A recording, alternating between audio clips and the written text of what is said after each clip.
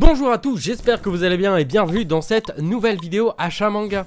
On va commencer tout de suite, sans plus attendre, avec le tome 4 de Circe, manga français, dont j'ai vaguement déjà un peu parlé lorsque j'avais acheté le premier et ensuite le 2 et 3. Le tome 4 étant sorti le mois dernier, d'ailleurs je crois, et ben je me suis dit qu'il était quand même temps de conclure cette série, de l'acheter et de commencer à écrire, évidemment comme j'ai déjà lu les deux premiers tomes, commencer à écrire une vidéo. La série étant terminée, je vais pouvoir faire une vraie revue globale sur le manga français, sur l'œuvre en général. Et voilà, dans tous les cas, ça sortira d'ici, de ce que je vois sur mon planning, 3-4 semaines. J'ai hâte de vous en parler, c'est une œuvre que je trouve très très cool, je connaissais pas du tout. Et franchement, gros coup de cœur. C'est vraiment une très bonne œuvre, en tout cas sur les deux premiers volumes. J'espère que la conclusion sera cool, mais on verra ça d'ici quelques semaines, ensemble. On poursuit avec le tome 1 de Sanda, nouvelle œuvre de Paru Itagaki, donc l'autrice de Beastars. Beastars qui était déjà un banger. Donc je pense que cette série sera génial aussi. Du synopsis, ça a l'air déjà très très cool et peut-être un peu con, ce que j'adore. Et petite chose aussi à savoir, c'est que je vais en parler, je vais reprendre les revues manga sur aussi des mangas japonais qui seront un peu moins travées que celles sur les mangas français. On ira un peu plus à l'essentiel, mais ça manque aussi de parler des coups de cœur que j'ai sur des mangas japonais. Donc on en parlera très prochainement, d'ici normalement jeudi ou vendredi prochain. Donc soyez prêts, parce que ça va puncher. Vous comprendrez pourquoi. On poursuit toujours chez Kiyun avec The Bugle Call, tome 4. J'ai toujours pas lu les 3 premiers, mais je sais que je vais adorer. C'est juste que pour l'instant, je suis pas trop dans la période un peu seinen que j'ai envie d'avoir, mais je sais que quand je vais les commencer, je vais kiffer. D'ailleurs, il y a le tome 5 qui sort le mois prochain, il me semble. Donc, j'en parlerai peut-être en vidéo si j'ai un coup de cœur. Si j'en parle pas, c'est que j'ai pas eu de coup de cœur, hein, tout simplement. Mais dans tout le cas, c'est très intriguant, j'en ai que des retours positifs. Donc j'ai vraiment hâte de découvrir cette œuvre qui a l'air assez géniale. On va enchaîner avec le tome 13 de Windbreaker. Que, évidemment, vous le savez, je suis absolument fan de Windbreaker. Je trouve ça vraiment cool. Fan peut-être pas. Mais j'aime vraiment Windbreaker. Pika Edition a fait une très belle acquisition avec cette série. Parce que vraiment, je suis presque fan, hein, vraiment j'aime bien. Il y a des questionnements très intéressants aussi sur la propre personnalité des gens, sur ce qu'ils ont envie d'être. Et je trouve ça cool. Windbreaker, vous le savez, j'en ai parlé à chaque fois que les tomes sont là et qu'il y a un nouveau tome. Je trouve ça vraiment génial et on progresse vraiment vers que du positif, contrairement à Tokyo Revengers où c'était un peu grosso modo beaucoup la même chose. Là je trouve qu'il y a pas mal d'évolution au niveau des personnages et ça je trouve ça très important et donc j'adore. Toujours chez Pika Édition, les 4 cavaliers de l'Apocalypse, Fortnite of the Apocalypse, tome 15 du coup. J'ai un énorme retard sur cette série, et la dernière fois que j'en avais lu plusieurs, et j'avais adoré, mais en ce moment j'ai un peu de mal à me remettre dedans. Je sais pas trop pourquoi, je sais que j'ai envie de les lire, j'ai envie de déglinguer la série, mais en fait j'ai tellement de tomes de retard, c'est comme avec My Hero Academia, que du coup j'ai un peu la flemme aussi de rattraper ce retard. Quelque part, donc je sais pas. Je sais que je vais reprendre la lecture parce que j'adore Nakaba Suzuki. J'ai vraiment hâte de me replonger dedans, mais c'est pas mon mood actuel. J'ai un mood pour l'instant qui est en lecture très française, très chill. Comme ça, je sais que je vais kiffer. Je peux prendre mon temps pour le lire, noter tous mes petits trucs à côté pour ensuite attaquer l'écriture des vidéos. Et ça, comme j'en parle pas, j'ai peut-être un peu moins cette hype, mais n'empêche que Les 4 Cavaliers de l'Apocalypse, c'est une super série. Radiant, tome 19, donc chez Ankama Edition. Que dire de plus que Radiant, tome 19 en fait. J'ai un énorme retard aussi sur toutes les séries de toute façon, vous posez pas de questions. Mais voilà, j'ai quand même le tome 19, je suis quand même content de l'avoir. J'espère que ça avance bien dans l'histoire. Il me semble que d'abord c'est le début d'un nouvel arc, ou c'est la suite d'un nouvel arc qui a commencé dans le tome précédent, je ne sais plus. Mais en fait Radiant, pareil, c'est un univers qui est tellement riche, et il y a tellement d'informations à retenir, que j'ai la flemme là de les lire. Je sais que je vais rattraper mon retard, mais là j'ai la flemme tout simplement parce que j'ai oublié tellement de choses, ça va être difficile de me remettre dedans. Mais je sais que quand je serai de retour dans ces lectures et dans cet univers, ce sera dingue.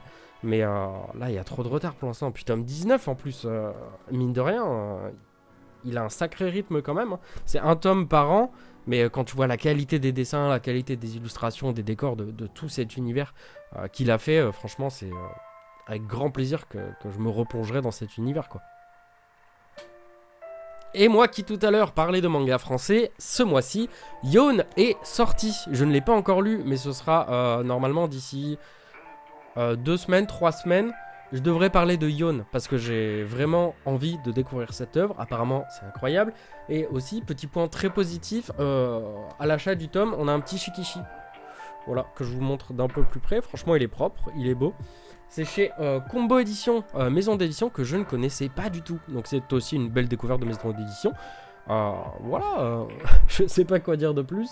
Mais c'est un peu des filles qui sont enfermées dans un pensionnat et il va se passer des choses très étranges. Et certaines vont réussir à s'enfuir et d'autres non, elles seront coincées dedans. Et on va partir dans un espèce de battle royale. Et donc c'est génial, d'autant que c'est français. Donc franchement je suis hype de fou et il y a énormément déjà de choses à dire dessus dont je vous parlerai, mais notamment au niveau du dessin, je le trouve incroyable. Déjà on le voit à la couverture ou au shikishi, je vais vous montrer par exemple une double page. Et je trouve qu'il y a un style de dessin qui est très intéressant et me fait penser à beaucoup d'auteurs japonais. Il me semble que l'autrice d'ailleurs est au Japon, mais franchement ça va être une dinguerie. J'ai vraiment hâte de vous en parler, de vous présenter l'œuvre. Donc il va se passer plein de choses sur la chaîne YouTube, j'essaie de reprendre un rythme un peu plus régulier, et donc on va parler de plus de choses, du manga, de plein de choses, vous le savez, j'en ai déjà beaucoup parlé, mais voilà. J'ai hâte.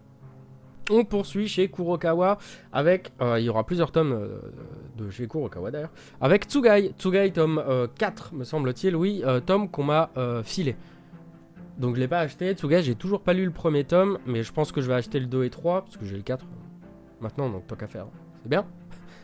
Mais non, j'ai vraiment hâte aussi de me plonger dedans parce que tout simplement Hiromu Arakawa, et en parlant de Hiromu Arakawa, forcément, j'ai fini d'acheter la Perfect de Full Metal. Enfin, moi qui m'étais arrêté au tome 12 à la lecture, même si je les avais déjà lus il y a très longtemps quand j'étais plus jeune, je vais pouvoir tout simplement relire, enfin continuer là où je m'étais arrêté surtout, mais et finir du coup de relire cette œuvre et d'apprécier, parce que franchement le format est vraiment très cool, les pages couleurs sont très quali. Le fait que ce soit un papier glacé, je trouve ça très très cool. Ça change et en ce moment je kiffe avoir beaucoup de grands tomes avec une perfecte édition. Et de toute façon vous le savez, avec les achats de Senseiya, forcément je kiffe les grands formats en ce moment. Pareil, il y a un grand format en manga français et je trouve ça aussi très très cool. Franchement j'espère qu'il y aura de plus en plus de mangas un peu plus grands. Ça coûte plus cher certes, mais ça fait aussi plaisir, hein. On poursuit avec 2 tomes aussi qu'on m'a filé en perfecte édition de Soul Eater, les tomes 7 et 8.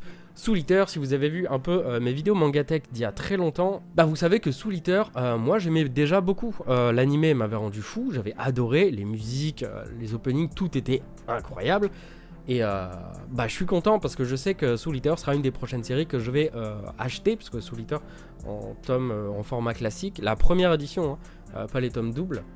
Et j'avais que la fin, enfin j'avais la deuxième partie, celle qui n'a pas été adaptée en animé. Du coup j'avais lu la fin pour avoir tout ce que l'auteur a voulu faire, mais j'avais jamais pu tout lire, parce que je préfère lire que de regarder les animés, ça vous le savez. Mais donc moi je suis vraiment très content, parce que c'est une œuvre que j'adore, et peut-être qu'un jour j'en ferai une vidéo, parce que j'ai des petites idées, mais évidemment il faudra attendre que la Perfect soit intégralement sortie pour que je puisse en reparler comme il se doit. Allez, on enchaîne. Chez Kana maintenant, je ne pouvais pas passer à côté. Boruto, To Blue Vortex, tome 2. Je ne l'ai pas encore lu tout simplement, parce que déjà je l'ai acheté hier. Et je sais pas, j'ai peur d'être déçu, parce qu'apparemment le tome 2 est moins bien, il y a beaucoup plus de blabla qu'autre chose. Et c'est chouette, il n'y a pas de souci. Mais j'ai quand même une petite part de frustration qui est là, et je sais pas exactement ce que ça va donner à la lecture.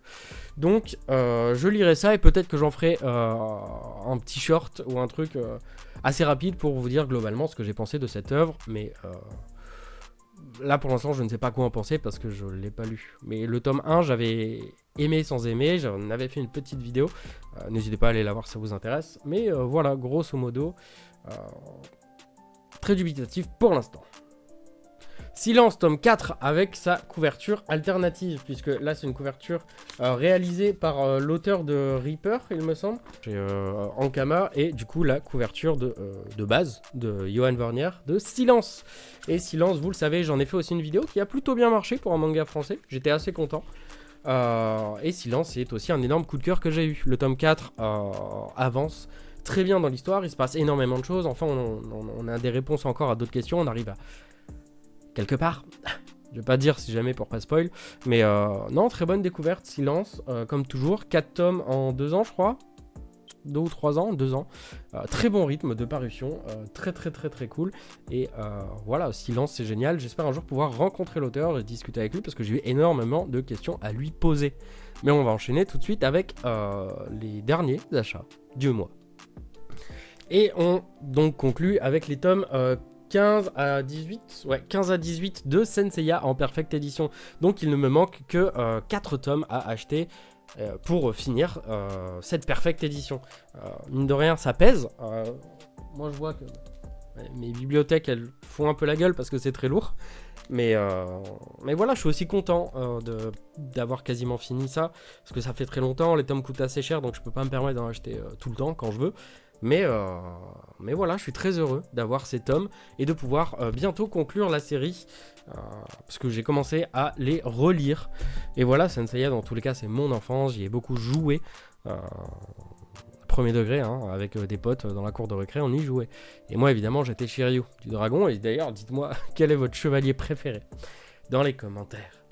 Mais ou quel est votre signe aussi, qu'on débatte un peu, savoir qui est le meilleur. Parce qu'évidemment, avec Senseiya, qui n'a pas débattu de dire bah moi, mon signe c'est le meilleur. Moi, je suis Verseau. Donc, très fort, mais en même temps, il perd de manière très naze. Enfin voilà, c'est tout pour aujourd'hui, j'espère que cette petite vidéo vous a plu, on essaie de reprendre un rythme. Les mardis resteront des jours où c'est des vidéos beaucoup plus travaillées, qui prennent plus de temps au montage, à l'écriture et tout ça, et les jeudis ou vendredis, ça dépendra de mon rythme et de comment j'ai réussi à faire le montage et tout ça, et de ce que je fais aussi dans la vie de tous les jours. À des vidéos sur des mangas principalement japonais, mais voilà, j'ai quand même envie de vous présenter des mangas japonais, ça me manque, donc ce sera pour ça, et puis aussi les jeudis vendredis seront dédiés aussi aux vidéos achat manga, des vidéos un peu plus chill, un peu plus relax, mais voilà. J'ai beaucoup parlé, ça fait du bien, mais au moins j'ai été efficace, je pense. Voilà, je vous dis à très bientôt pour une prochaine vidéo, d'ici là prenez soin de vous, et on n'oublie pas le traditionnel bisous sur les fesses.